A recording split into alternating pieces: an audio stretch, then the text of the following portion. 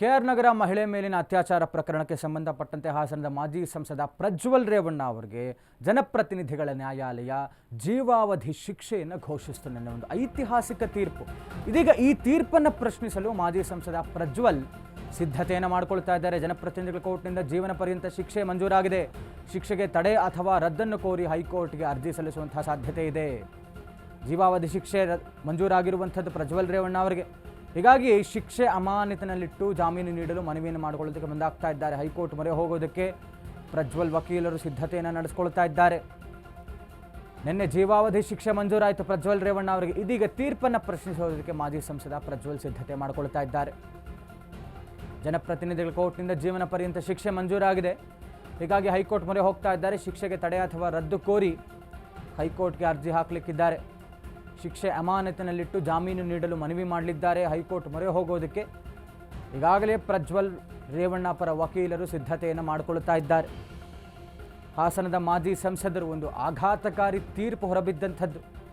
ಇನ್ನಷ್ಟೇ ಮುಗದೇ ಹೋಯಿತು ಪ್ರಜ್ವಲ್ ರೇವಣ್ಣ ಅವರ ಜೀವನ. ರಾಜಕೀಯ ಭವಿಷ್ಯ ಇಲ್ಲ, ವೈಯಕ್ತಿಕ ವರ್ಚಸ್ಸು ವೃದ್ಧಿಸ್ಕೊಳ್ಳೋದಕ್ಕೆ ಸಾಧ್ಯ ಇಲ್ಲ, ದೊಡ್ಡ ಡ್ಯಾಮೇಜ್ ಆಗಿಬಿಡ್ತು. ಪರ್ಸ್ನಲಿ ಇರಬಹುದು, ಅದು ಪಕ್ಷಕ್ಕೆ ಇರಬಹುದು, ಇವರ ಕುಟುಂಬಕ್ಕೆ ಇರಬಹುದು ಅನ್ನುವಂಥ ನಿಟ್ಟಿನಲ್ಲಿ ಬೇಕಾದಷ್ಟು ಚರ್ಚೆಗಳಾಗ್ತಾ ಇತ್ತು. ಆದರೆ ಪ್ರತಿಯೊಬ್ಬ ಆರೋಪಿ ಮತ್ತು ಅಪರಾಧಿಗೂ ಒಂದು ಅವಕಾಶವಿದೆ. ಜಾಮೀನು ಅನ್ನುವಂಥದ್ದು ಹಕ್ಕು.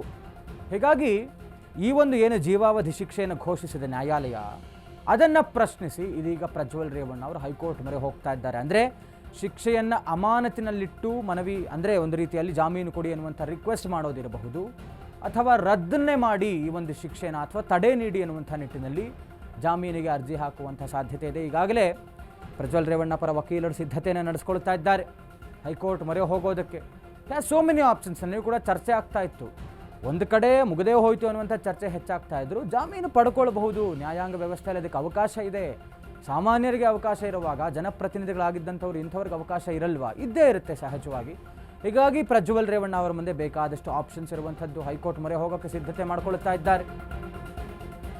ಎಲ್ಲೋ ಒಂದು ಕಡೆ ಮಾಜಿ ಪ್ರಧಾನಿಗಳ ಕುಟುಂಬಕ್ಕೆ ಪ್ರಜ್ವಲ್ ರೇವಣ್ಣ ಪ್ರಕರಣ ಕಪ್ಪು ಮಸಿ ಆಯ್ತಾ? ಪ್ರಜ್ವಲ್ಗೆ ಶಿಕ್ಷೆ ಆಗ್ತಿದ್ದಂತೆ ಕುಟುಂಬದಲ್ಲಿ ಒಂದು ರೀತಿಯಾದಂಥ ಕಾರ್ಮೋಡದ ವಾತಾವರಣ ಮೂಡಿತ್ತು. ಶಿಕ್ಷೆ ಪ್ರಕಟವಾಗ್ತಿದ್ದಂತೆ ಕಣ್ಣೀರು ಹಾಕಿರುವಂತಹ ಎಚ್ ಡಿ ದೇವೇಗೌಡರು ಯಾರ ಸಂಪರ್ಕಕ್ಕೂ ಸಿಗದೆ ಎಚ್ ಡಿ ರೇವಣ್ಣ ಮತ್ತು ಭವಾನಿ ಸೈಲೆಂಟ್ ಆಗಿಬಿಟ್ಟಿದ್ದಾರೆ.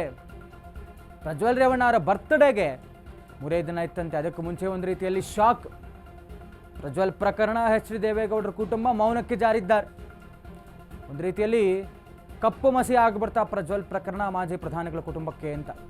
ಒಂದು ರೀತಿಯಲ್ಲಿ ಕಾರ್ಮೋಡದ ವಾತಾವರಣ ಅವರ ಮನೆಯಲ್ಲಿ, ಕುಟುಂಬದಲ್ಲಿ. ದೇವೇಗೌಡರಂತೂ ಮೊಮ್ಮಗನ ಶಿಕ್ಷೆ ಪ್ರಕಟವಾಗ್ತಿದ್ದಂತೆ ಕಣ್ಣೀರು ಹಾಕಿದ್ದಾರಂತೆ. ಜೊತೆಗೆ ಇವರ ತಂದೆ ತಾಯಿ, ಅಪ್ಪ ಅಮ್ಮ ರೇವಣ್ಣ ಮತ್ತು ಭವಾನಿ ರೇವಣ್ಣ ಮೌನಕ್ಕೆ ಜಾರಿದ್ದಾರೆ. ಪ್ರಜ್ವಲ್ ರೇವಣ್ಣ ಅವ್ರಿಗೆ ಜೀವಾವಧಿ ಶಿಕ್ಷೆ ಆಯ್ತಲ್ಲ, ಹೀಗಾಗಿ ಒಂದು ರೀತಿಯಲ್ಲಿ ಕುಟುಂಬದಲ್ಲಿ ಕಾರ್ಮೋಡದ ವಾತಾವರಣ,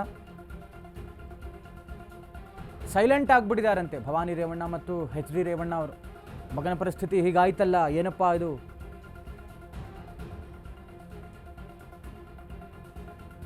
ಪ್ರಜ್ವಲ್ ಬರ್ತ್ಡೇಗೆ ಒಂದು 3 ದಿನ ಇತ್ತು. ಅದಕ್ಕೆ ಮುಂಚೆ ಕೂಡ ಒಂದು ರೀತಿಯಲ್ಲಿ ಶಾಕ್ ಆಗಿಬಿಟ್ಟಿದೆ ಪ್ರಜ್ವಲ್ ರೇವಣ್ಣಗೆ. ನನ್ನ ಕಥೆ ಹೇಗಪ್ಪ ಮುಂದೆ?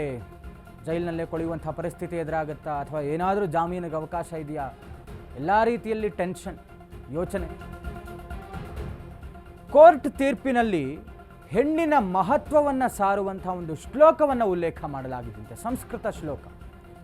ಯತ್ರ ನಾರ್ಯಸ್ತು ಪೂಜ್ಯಂತೆ ರಮಂತೆ ತತ್ರ ದೇವತಾಃ ಯತ್ರೇತಾಸ್ತನ ಪೂಜಂತೆ ಸರ್ವಸ್ತತ್ರ ಫಲಾಃ ಕ್ರಿಯಾ ಅನ್ನುವಂಥ ಒಂದು ಸಂಸ್ಕೃತ ಶ್ಲೋಕವನ್ನು, ಹೆಣ್ಣನ್ನು ಎಲ್ಲಿ ಪೂಜಿಸಲಾಗುತ್ತೆ ಅಲ್ಲಿ ದೈವತ್ವ ನೆಲೆಸುತ್ತದೆ. ಪ್ರಜ್ವಲ್ ಪ್ರಕರಣದ ತೀರ್ಪಿನ ಮೊದಲ ಸಾಲಿನಲ್ಲಿ ಈ ಒಂದು ಸಂಸ್ಕೃತ ಶ್ಲೋಕ ಉಲ್ಲೇಖ ಆಗಿದೆ. ಸಂತ್ರಸ್ತೆಗೆ ನ್ಯಾಯ ನೀಡುವಾಗ ಸಂಸ್ಕೃತ ಶ್ಲೋಕವನ್ನು ಪ್ರಸ್ತಾಪ ಮಾಡಿದ್ದಾರೆ ನ್ಯಾಯಮೂರ್ತಿ ಸಂತೋಷ್ ಗಜಾನನ ಭಟ್. ಹೆಣ್ಣಿನ ಮಹತ್ವವನ್ನು ಸಾರುವಂತಹ ಶ್ಲೋಕ, ಹೆಣ್ಣನ್ನು ಪೂಜನೀಯ ಭಾವದಿಂದ ನೋಡುವಂತಹ, ಭಾವಿಸುವಂತಹ ಒಂದು ಶ್ಲೋಕ, ಸಂಸ್ಕೃತ ಶ್ಲೋಕವನ್ನು ಆ ಒಂದು ತೀರ್ಪಿನ ಮೊದಲ ಸಾಲಿನಲ್ಲಿ ಉಲ್ಲೇಖ ಮಾಡಲಾಗಿದೆಯಂತೆ.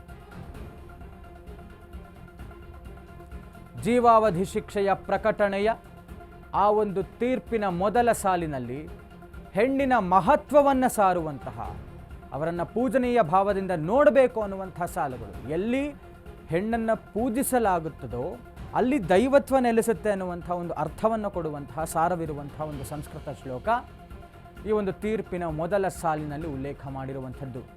ಸಂತ್ರಸ್ತೆಗೆ ನ್ಯಾಯ ನೀಡುವಾಗ ಸಂಸ್ಕೃತ ಶ್ಲೋಕ ಪ್ರಸ್ತಾಪ ಮಾಡಿದ್ದಾರೆ. ಪ್ರಜ್ವಲ್ ರೇವಣ್ಣ ಪ್ರಕರಣದ ಪ್ರಜ್ವಲ್ ಕೇಸಿಂದ ಇಕ್ಕಟ್ಟಿಗೆ ಸಿಲುಕಿದ್ದಾರೆ ಬಿಜೆಪಿ ನಾಯಕರು. ಪ್ರಜ್ವಲ್ ಪ್ರಕರಣದಿಂದ ಮುಜುಗರಕ್ಕೆ ಸಿಲುಕಿದಂತಹ ಬಿಜೆಪಿ ಯಾವುದೇ ಥರದ ಹೇಳಿಕೆ ನೀಡಿದರೂ ಕೂಡ ಇಂಥ ಒಂದು ಸಂದರ್ಭದಲ್ಲಿ ಅದು ಪಕ್ಷಕ್ಕೆ ಡ್ಯಾಮೇಜ್ ಆಗತ್ತೆ. ಹೀಗಾಗಿ ಸೈಲೆಂಟ್ ಆಗಿಬಿಟ್ಟಿದ್ದಾರೆ. ಪ್ರಜ್ವಲ್ ಕೇಸಲ್ಲಿ ಬಿಜೆಪಿ ನಾಯಕರು ಸೈಲೆಂಟ್ ಆಗಿದ್ದಾರೆ. ಪ್ರಕರಣದಿಂದ ಅಂತರ ಕಾಯ್ದುಕೊಂಡಂತಹ ಬಿಜೆಪಿ ಜೆಡಿಎಸ್ ಲೋಕಸಭಾ ಎಲೆಕ್ಷನ್ ವೇಳೆ ಮೈತ್ರಿ ಅಭ್ಯರ್ಥಿ ಪ್ರಜ್ವಲ್ ರೇವಣ್ಣ, ಹಾಸನ ಲೋಕಸಭಾ ಕ್ಷೇತ್ರದ ಮೈತ್ರಿ ಅಭ್ಯರ್ಥಿ, ಈ ಒಂದು ಕೇಸಿಂದ ಇಕ್ಕಟ್ಟಿಗೆ ಸಿಲುಕೊಂಡಿದ್ದಾರೆ ಬಿಜೆಪಿ ನಾಯಕರು. ಪ್ರಜ್ವಲ್ ಪ್ರಕರಣದಿಂದ ಮುಜುಗರಕ್ಕೆ ಸಿಲುಕಿರುವಂತಹ ಮೈತ್ರಿ ನಾಯಕರು ಯಾವುದೇ ಹೇಳಿಕೆ ನೀಡಿದರೂ ಕೂಡ ಪಕ್ಷಕ್ಕೆ ಡ್ಯಾಮೇಜ್ ಆಗುತ್ತೆ. ಹೀಗಾಗಿ ಪ್ರಜ್ವಲ್ ಕೇಸಲ್ಲಿ ಬಿಜೆಪಿ ನಾಯಕರು ಸೈಲೆಂಟ್ ಆಗಿಬಿಟ್ಟಿದ್ದಾರೆ. ಪ್ರಕರಣದಿಂದ ಅಂತರ ಕಾಯ್ದುಕೊಂಡಿದ್ದಾರೆ ಬಿಜೆಪಿ ಜೆಡಿಎಸ್ ನಾಯಕರು. ಹಾಸನ ಲೋಕಸಭಾ ಕ್ಷೇತ್ರದ ಮೈತ್ರಿ ಅಭ್ಯರ್ಥಿಯಾಗಿದ್ದರು ಪ್ರಜ್ವಲ್ ರೇವಣ್ಣ ಅವರು. ಈ ಕ್ಷಣಕ್ಕೆ ಒಂದು ರೀತಿಯಲ್ಲಿ ಆಡಳಿತ ಪಕ್ಷವಾದಂತಹ ಕಾಂಗ್ರೆಸ್ಸಿಗೆ ಒಂದು ಬ್ರಹ್ಮಾಸ್ತ್ರ ಸಿಕ್ಕ ಹಾಗಾಯಿತು. ಇದು ಹಿಸ್ಟರಿಯಲ್ಲೇ ಇಲ್ಲ. ಒಂದು ಕಡೆ ನೋಡೋದಾದರೆ ಅತ್ಯಾಚಾರ ಪ್ರಕರಣದ ಒಂದು ರೀತಿಯ ಐತಿಹಾಸಿಕ ತೀರ್ಪು, ಇಷ್ಟು ಪ್ರಮಾಣದ ಶಿಕ್ಷೆಯನ್ನು ಯಾರಿಗೂ ಘೋಷಿಸಿಲ್ಲ ಅಂತ ಒಂದು ಕಡೆ ಚರ್ಚೆ ಆದರೆ, ದೇಶದಲ್ಲಿ ಒಬ್ಬರು ಮಾಜಿ ಪ್ರಧಾನಿಗಳ ಮೊಮ್ಮಗ ಅತ್ಯಾಚಾರಿ ಅನ್ನುವಂಥದ್ದನ್ನು ಊಹಿಸ್ಕೊಳ್ಳೋಕ್ಕೂ ಸಾಧ್ಯ ಇಲ್ಲ ಅನ್ನುವಂಥ ಒಂದು ಪ್ರಕರಣ ಇದು. ಒಬ್ಬರು ಮಾಜಿ ಪ್ರಧಾನಿಗಳ ಮೊಮ್ಮಗ.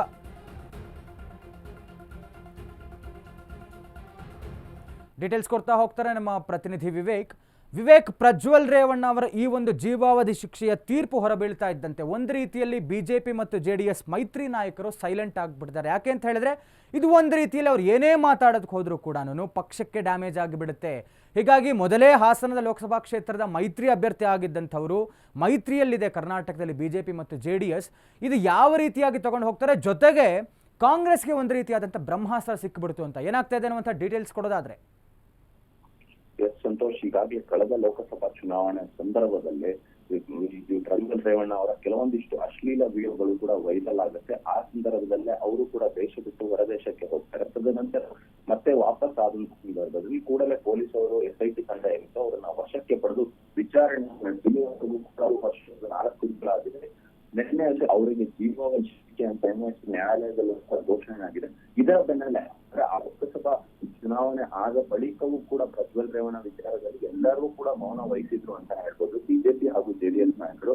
ಅದರಲ್ಲೂ ಕೂಡ ಈಗ ಜೀವಾವಧಿ ಶಿಕ್ಷೆ ನ್ಯಾಯಾಲಯ ನೀಡಿದ ಮೇಲಂತೂ ಕಂಪ್ಲೀಟ್ ಮೌನ ವಹಿಸಿದೆ ಬಿಜೆಪಿ ನಾಯಕರು ಹಾಗೂ ಜೆಡಿಎಸ್ ನಾಯಕರು ಅಂತ. ಹಾಗಾಗಿ ಈಗಾಗಲೇ ಕಾಂಗ್ರೆಸ್ ನಾಯಕರು ನ್ಯಾಷನಲ್ ಲೀಗ್ ಆಗಿರ್ಬೋದು,